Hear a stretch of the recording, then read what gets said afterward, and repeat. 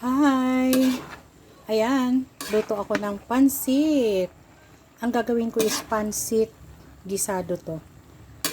'Di ba? Medyo may konting sabaw. Ganyan ang pansit na to. Para hindi laging yung pansit na walang sabaw, yung pansit bihon. So ito, pansit gisado ang aking ginawa. Nakalimutan ko kasi mag-video eh. I'm sorry, but habol ako kung paano ko siya ginawa. Siyempre, nagisa ako ng ng karne. Ayan. And when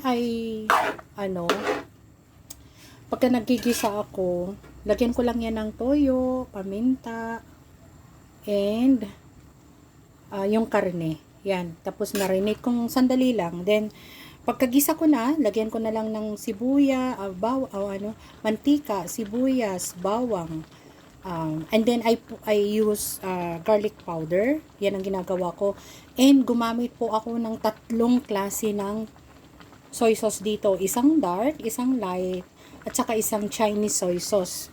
So yun ang ginagawa ko pag nagpapansit ako. Hindi po ako gumagamit ng mga seasonings. Hindi po ako gumagamit ng seasonings. I am more into paminta. Yan ang ginagawa ko. Parang yun ang pampalasa ko. Kasi iwas po ako sa mga seasonings. Alam niyo na ang reason kung nanonood kayo ng aking mga FB Live. So, we are more into organic food. Kaya yun ang gagawin ko. So, this one, ayan o, gisado yan. Gisado o. May konting sabaw-sabaw. Ayan. Kasi yan ang gusto namin. Sometimes, gumagawa naman ako ng kanton naman, or di kaya kanton bihon, ganyan ang ginagawa ko. But for this, ito ang ating pansit. O, diba? Ano na to? Luto na to. Pwede na to. O, yan. May bell pepper yan. May cabbage. May, what to call this? Carrots. Mayroong bagyo beans. Yan ang mga nilagay ko dyan. O, diba? Ang bango. Wala lang akong celery kasi kung ano lang yung nandito sa bahay, yun ang ginawa ko eh. Yun lang.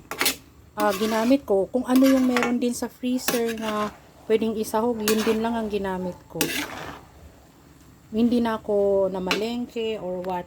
Yung bihon naman, matagal ko nang binili sa grocery yan. So, kung ano lang yung meron, naisipan ko lang kasi magpansit. Kasi, yan, ito ang dinner namin ng brother ko, ng family ko.